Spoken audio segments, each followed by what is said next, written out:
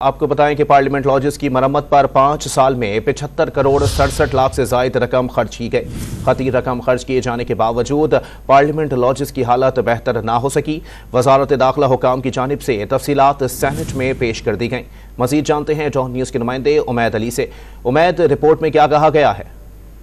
जी देखिए, बिल्कुल ये गुज़िश्ता 5 सालों में पार्लियामेंट लॉजेस की मरम्मत के लिए 1 अरब 34 लाख से ज्यादा रकम बजट में मुख्तस की गई थी। इस हवाले से वजारत दाखिला ने सैन में तफसील जमा कराई है।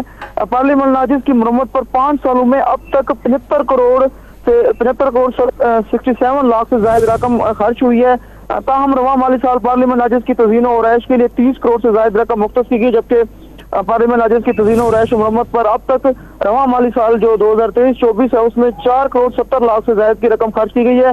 ताहम 75 करोड़ से ज्यादा रकम खर्च किए जाने के बावजूद भी पार्लियामेंट लॉजेस की हालत बेहतर नहीं हो सकी है। हमारे जो सोर्सेज हैं ज़रा पार्लियामेंट लॉजेस, उनसे हमारी बात हुई तो उन्होंने कहा कि जो मौजूदा सेटअप होता है हुकूमती वज़रा सेंटर्स के लॉजेस की मरम्मत और तज़ीन और रैश तो की जाती है, अलबत्ता जो दीगर सेंटर्स जो दीगर अराकीन है उनके लॉजेस में अगर बारिश भी आ जाए तो पार्लियामेंट लॉजेस की छतें टपकने लगती हैं। सीडीए का अमले को बार बार कॉल करने के बाद भी कोई मरम्मत करने को नहीं आता।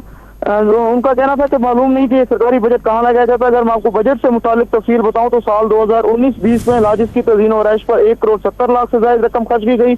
साल 2020-21 में 1 करोड़ 90 लाख, जबकि 2021-22 में 1 करोड़ 70 लाख और 2022-23 में 1 करोड़ 60 लाख से ज्यादा रकम खर्च की गई है। जी बहुत शुक्रिया उमैद अली अपडेट करने के लिए।